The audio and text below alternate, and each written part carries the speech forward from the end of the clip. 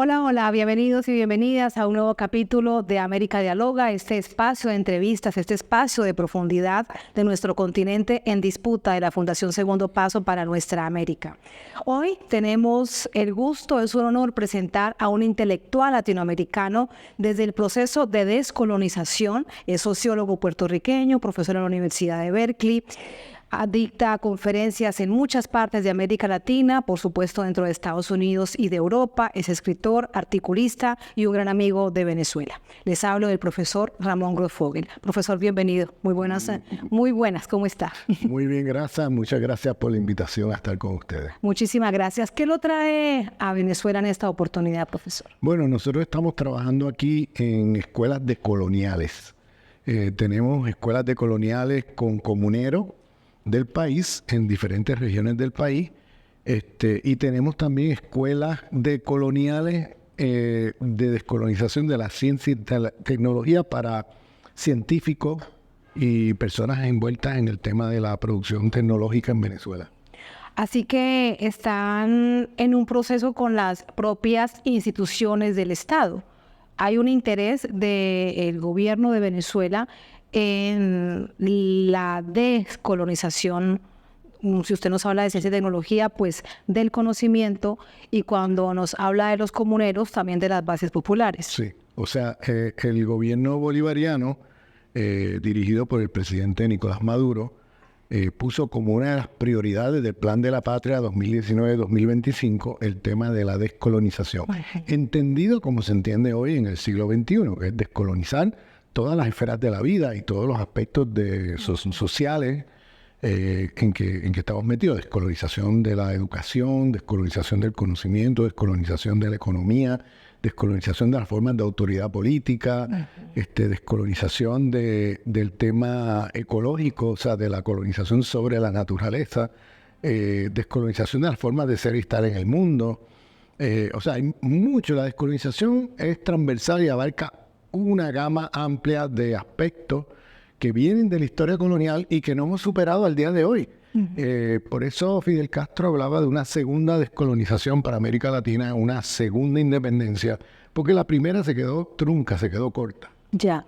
¿Y esto en qué otras partes, profesor, como una decisión de política pública, existe en qué otras partes de nuestra América Latina? Porque la verdad es que escuchamos de esto aquí en Venezuela, pero no, se lo pregunto si en otras partes de América Latina lo hay. Sí, yo creo que en primer lugar, de cara a público venezolano que nos esté escuchando, para ustedes esto es como natural, normal, que haya el tema descolonizador, sea una prioridad del Plan de la Patria de este país.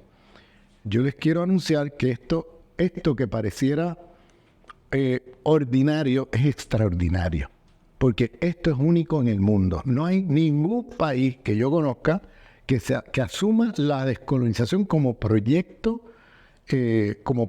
político. En el mundo, profesor. En el mundo. No hay gobiernos que asuman el tema de la descolonización tal como ha sido planteado por el presidente Nicolás Maduro y el gobierno bolivariano.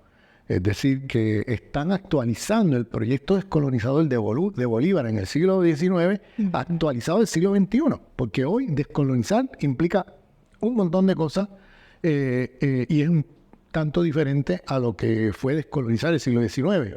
Entonces, como dice el comandante Fidel Castro en la segunda declaración de La Habana en 1962, tenemos que movernos hacia una segunda independencia porque la primera independencia se quedó corta. Se quedó corta en el sentido de que hubo muchas cosas de la historia colonial en términos de políticas de dominación, de múltiples opresiones que vienen de esa historia, que no se descolonizaron en la primera independencia y que hacer una independencia tiene que asumir. Para empezar, descolonizar la economía. Tenemos que movernos fuera del esquema monoexportador en que nos metieron los países imperialistas, fuera del esquema centro-periferia, donde nosotros nos dedicamos a exportar materia prima y a importar todo lo demás.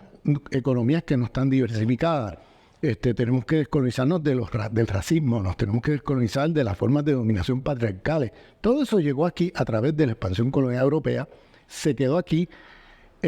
Sacamos a los españoles, sacamos a los Colón, pero el Colón se nos quedó en nuestras mentes y en nuestros corazones. En todas estas cosas que usted enumera, profesor, de lo que debemos hacer para decolonizarnos, nuestra mente, principalmente, de todos y cada uno, debe decolonizarse. Sí. Y bueno, se dice fácil, pero debe ser un tremendo reto, un tremendo desafío. Es un tremendo desafío porque es descolonizarnos subjetivamente en nuestras mentes, pero es también descolonizar las relaciones de dominación existentes.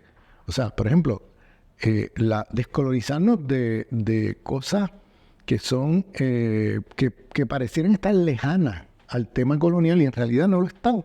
Como por ejemplo, el tema de la crisis civilizatoria, la crisis ecológica planetaria, tiene todo que ver con la historia colonial, porque impusieron un esquema capitalista a escala mundial, destructivo de la vida, impusieron una cosmovisión dualista cartesiana, es decir, que pensamos que la tecnología que producimos, la producimos desde cosmología cartesiana, que establece un dualismo entre los humanos y la naturaleza, como si los humanos no fuéramos ya naturaleza. Claro. Y nos separa de tal manera... Y un pensamiento superpoderoso. Sí, y que nos separa de tal manera la naturaleza que nosotros, entonces, cuando producimos tecnología, no tenemos los cuidados de la reproducción de la vida porque asumimos una idea muy estúpida de la modernidad occidental en su expansión colonial que nos ha hecho creer que la vida humana está insulada, aislada de las otras formas de vida. Es decir, que podemos... los humanos siguen viviendo aunque destruyamos el ambiente alrededor. Entonces no tenemos cuidado. El cambio climático nos está dando una tremenda cachetada de realidad. Exactamente, tenemos un problema serio de destrucción ecológica planetaria que nos está llevando a la destrucción de la vida y que tiene todo que ver con la historia colonial y el tipo de cosmovisión que impusieron al mundo, ese dualismo cartesiano, y la destrucción de otras formas de pensar la relación entre seres humanos y naturaleza. Que tenían los pueblos originarios y que tenían todos los pueblos del resto del mundo, que era una visión no dualista, sino holística, donde no había esa separación, donde cuando se hacía tecnología se tenía los cuidados de reproducción de la vida, porque se sabía y era sentido común que si destruye la vida alrededor tuyo, destruye la vida humana. Vamos, es una idea elemental. Pero eso se destruyó con el dualismo cartesiano que se impuso al mundo. O sea, el capitalismo tiene cosmología y la cosmología del capitalismo es el cartesianismo. Y el cartesianismo, una de esas cosas que tiene allí es esta idea del dualismo entre humano y naturaleza. Ahí está la semilla de la destrucción de la vida a escala planetaria, porque estamos haciendo tecnología destructiva con la racionalidad de la destrucción de la vida y destruyeron toda la base de producción de tecnología en el mundo, de las civilizaciones que destruyeron, que tenían una noción holística y por tanto producían tecnología con la racionalidad o la reproducción de la vida. Entonces, esto que pareciera una cosa, que no tiene nada que ver con la historia, tiene todo que ver con la historia colonial. Claro. Para dar un ejemplo, ¿no? Y tiene que ver también con este momento histórico por el que atraviesa la humanidad. Claro. Muchos y muchas dicen, es que estamos en un momento de crisis civilizatorio y en particular porque hay una crisis del capitalismo, hoy conocida como el capitalismo salvaje o el neoliberalismo. ¿Usted lo cree, profesor? ¿Crees que estamos en una crisis de la civilización que nos impusieron? Por supuesto, estamos en un momento de la historia de la humanidad donde no sabemos cuánto dure la vida humana en el planeta Tierra. O sea, estamos en un momento crucial. Ahora mismo tenemos un imperialismo en decadencia que es impredecible. ¿Cómo va a reaccionar ante la crisis de decadencia en que se encuentra? O sea, es el país más poderoso en términos militares del mundo, que tiene el mayor número de armas nucleares, y a su vez el país que está en decadencia imperial y hay otros nuevos poderes emergentes que lo están reemplazando. Y lo que no sabemos es qué tipo de reacciones puede tener el tigre herido. Esto es un tigre herido de muerte. Y hay que tener cuidado porque los tigres heridos de muerte no te le pueden acercar porque pueden tirar garras para todos lados de manera loca e inesperada. Entonces yo digo que está en un momento crítico de la humanidad porque ese imperialismo, ese tigre herido de muerte, como es el imperialismo norteamericano, está armado hasta los dientes y son capaces de cualquier cosa, como lo han demostrado ya en 200 años de historia de los Estados Unidos. Desde que se fundaron, están matando, haciendo genocidios en el mundo, desde que se fundaron. No fíjense en la crisis que tienen ahora, que hasta los aliados históricos que han tenido siempre, como Arabia Saudita y otros países, se le están yendo del lado. ¿Por qué? Porque no pueden confiar en ellos, porque hay gente que no son confiables, porque cualquier acuerdo que haces con ellos lo violan inmediatamente. Y eso no es una cosa de ahora, eso es una cosa que lleva 200 años. Si tú miras los tratados que hizo el Estado estadounidense desde las 13 colonias, cuando se funda en 1776, tú ves los tratados con los pueblos indígenas y es una violación de tratados tras otra, hasta que llegaron hasta el Pacífico y exterminaron las poblaciones indígenas, un genocidio. Esa violación de tratados, nosotros los que hemos sido colonizados por ese imperio, estamos por adentro del imperio, o sea, yo soy puertorriqueño, y estamos adentro, nosotros conocemos esa historia al revés del derecho, no son confiables, no se puede confiar en la palabra de ellos, porque es gente que te dice una cosa hoy y te la cambian mañana, y firman un tratado hoy y lo violan al otro día, o sea, no es posible negociar con ellos, es muy difícil. Con eso no estoy diciendo que no nos sentemos en una mesa e intentemos dialogar. Claro. O sea, yo no estoy diciendo eso. Ho Chi Minh, en medio de la guerra de Vietnam, se sentaba a negociar, tenía que ganar tiempo, hay diferentes negociaciones ahí que no se pueden nunca cerrar. Y el gobierno chino mantiene una línea de comunicación con el gobierno no se puede uno cerrar a la negociación, pero si vas a la negociación no seas ingenuo, estás negociando con el diablo. O sea, esta gente no tiene palabras. Es gente con un sentido de maldad muy grande. O sea, porque ellos lo que les interesa es ellos primero, ellos segundo, ellos tercero. Ellos creen que ellos son la raza superior, los blancos americanos. Es un país imperialista que creen que ellos tienen un destino manifiesto de la Dios, doctrina del destino manifiesto. El destino manifiesto de Dios, la doctrina Monroe de que América para los americanos. O sea, todo eso está vivo hoy. Esto no se crean que esto es una cosa del siglo XIX. Esa gente piensa así y siguen creyendo en todo eso. La doctrina Monroe, que se cumplen 200 años este año, está más viva que nunca. Y además, con la ideología del destino manifiesto de que ellos vienen a salvar el mundo y a salvar las almas. O sea, esto es una cosa, vamos, es increíble decir eso. Puede sonar hasta ridículo. Puede sonar ridículo, pero es así. Es así. Entonces, no puedes confiar porque cualquier cosa que tú acuerdes con ellos, te la violan en un segundo. Claro. Ahora, todo esto, profesor, es parte de esta crisis civilizatoria. Entonces, si es así y hay millones y millones de personas, vamos a mirarlo en nuestra amada, querida América Latina, que deseamos otro mundo mejor. De hecho, recuerdo palabras del comandante Chávez donde decía, hay un mundo más allá de Estados Unidos, hay un mundo multicéntrico, pluripolar, recordando que hoy en día esas palabras tienen, ahora que finaliza la cumbre de los BRICS, pues mucho significado. Parecía que el presidente Chávez tuviese una tremenda visión de futuro, bueno, que de hecho la tenía. Pero entonces estamos ante esto, ¿y cómo enfrentarlo? Para que esta crisis civilizatoria se convierta en una oportunidad para los millones del sur global. Sí, yo creo que el mundo multipolar que se abre y que se está organizando mientras hablamos, constituye una alternativa en el sentido siguiente. Para países como Venezuela, países antiimperialistas que se están planteando una salida antisistémica, antiimperialista, da un espacio de respiro para poder construir alternativa más allá del sistema en que estamos. ¿Por qué? Porque el mundo multipolar es respetuoso de las culturas y de la soberanía de los pueblos. Cosa que no ocurre en el mundo unipolar. En el mundo unipolar no hay respeto a la soberanía de los pueblos. Esta gente se impone a como dé lugar, sea por sanciones, sea por bloqueos económicos, sea por invasiones militares, sea por golpes de estado de la CIA. O sea, no importa. Esa gente va con todo. Profesor, ahora que usted dice esto, recuerde que después de la Segunda Guerra Mundial, los principios fundacionales de Naciones Unidas, que además Estados Unidos estaba allí de primero como triunfante de la Segunda Guerra Mundial, ellos fueron los que se lo inventaron, ¿no? Claro. Con las otras 4 potencias. Claro, y ellos inventan las reglas de juego. Y no las cumplen. Y no las cumplen. Las reglas de juego del comercio internacional, a través de los tratados de Bretton Woods y todo eso que hicieron, no las cumplen. O sea, ellos mismos patean el tablero cuando no les conviene. Ellos aplican las reglas de juego cuando les conviene. Cuando no les conviene, patean el tablero. O sea, es gente desconfiada, gente que no puede llegar a un acuerdo porque hoy te firman una cosa y mañana te la violan. Entonces, esta gente ahora mismo se encuentran desesperados porque ven que se les cae el imperio, se está desdolarizando la economía rápidamente. Ellos dependen del patrón dólar, no patrón oro, patrón dólar. Ese es un punto clave, la desdolarización de la economía. Eso es un punto clave porque ahora mismo Estados Unidos vive de una deuda enorme, de la compra de bonos del gobierno federal americano. Ellos tienen la deuda más grande del mundo, más de 30 trillones de dólares. Entonces, como único ellos se pueden mantener a flote así, es que la gente invierte porque la moneda tiene un valor, es el patrón con el cual se hace el comercio internacional. ¿Qué pasa si de momento el comercio internacional empieza a hacerse en otras monedas y el dólar pierde ese protagonismo?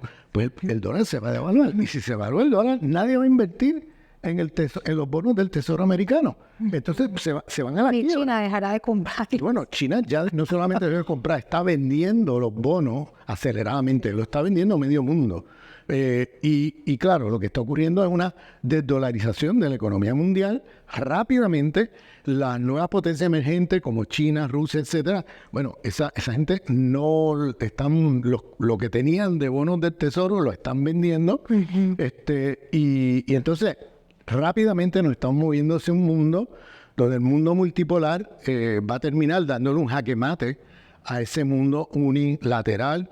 Pero el problema es que aquí viene el desafío para la humanidad, que estamos hablando de que los Estados Unidos es la potencia militar más importante del mundo y como no logran imponerse en las reglas de juego del mercado, pues entonces lo que hacen es patear el tablero y violar las propias reglas de juego que ellos impusieron y hacen guerras como esa guerra que han provocado en Ucrania. En Ucrania contra Rusia, en una guerra de la OTAN y los Estados Unidos contra Rusia. ¿Para qué? Para sacar las empresas rusas del mercado europeo. O sea, ellos están sacando a las empresas rusas con sanciones contra Rusia del mercado europeo. El 40% de las importaciones de la Unión Europea vienen de Rusia. Entonces, pero lo ha logrado, la Unión Europea lo ha permitido. Sí, porque se sometió a la política norteamericana, se subordinó. Acuérdate que todos esos países están metidos con la OTAN, entonces se han subordinado a la política norteamericana, se han disparado su propio pie, porque lo que está pasando es que las empresas americanas, acuérdate, el 40% de las importaciones de la Unión Europea vienen de Rusia. Eso significa que han sacado todas las empresas rusas en gas, en petróleo, en aluminio, en trigo, en un montón de renglones y están siendo reemplazadas por empresas americanas. O sea, han dado un golpe de Estado internacional donde ahora se han quedado con el mercado europeo. O sea, Europa es un protectorado colonial de los Estados Unidos ahora mismo, mientras hablamos. No solo eso, los pueblos europeos están pagando las consecuencias de esto, porque Estados Unidos no es una fundación caritativa. Claro. Estamos hablando de un sistema capitalista voraz, salvaje, y están vendiendo a la Unión Europea los mismos productos que producía Rusia, que les enviaba a Rusia, pero 5, 6, 7 veces más caros. Están sufriendo ahora hiperinflación y el problema energético. Profesor, y de fondo, como comenzábamos, y usted nos explicaba muy bien qué pasa en este momento con esta civilización que impuso Europa, que se mantiene además dentro de nuestra América Latina, ¿qué hace entonces ahora Europa con todos estos siglos de una civilización en la que ahora ellos han... vamos a plantearlo de esta manera, es como si le hubiesen dado la espalda a todo eso que construyeron. Bueno, porque se someten a una potencia. Se someten a un imperio. Sí, porque ellos mismos, acuérdate, es la categoría de mundo occidental. Occidente no es una geografía. Occidente es una posicionalidad en relaciones de poder. ¿Y qué han hecho? Después de la Segunda Guerra Mundial, con la hegemonía de los Estados Unidos, los imperios europeos se han subordinado al nuevo líder del mundo occidental, que son los blancos de origen europeo, los euroestadounidenses. Ya. Entonces, ellos ven allí la continuidad de su proyecto. O sea, ellos ahora están como potencia secundaria, pero ven el liderato allá en los euroestadounidenses. No olvidemos de eso, que hay una cuestión racial envuelta en todo esto. O sea, ¿por qué los europeos se identifican con el imperio americano? Porque son los euroestadounidenses los que tienen el liderato mundial. O sea, son los blancos europeos como ellos los que están arriba del planeta ahora mismo. Y además son tan racistas como los europeos, imperialistas, superexplotadores subglobados. O sea, ellos se identifican, ellos dicen, esto es la continuidad de nuestro proyecto. Ahí está.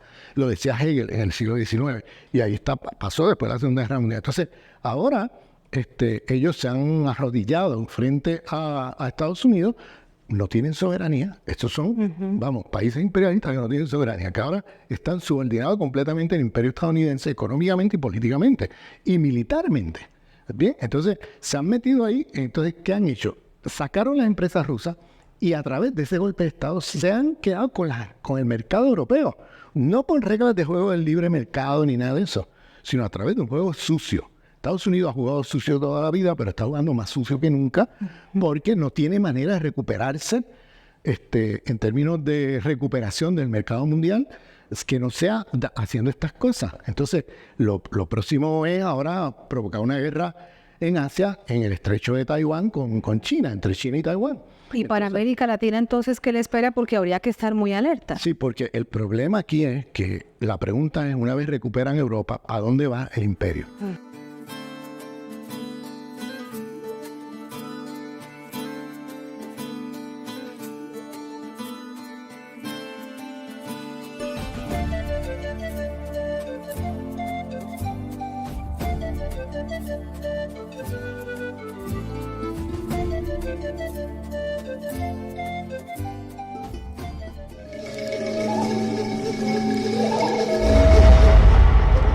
Segundo paso para nuestra América.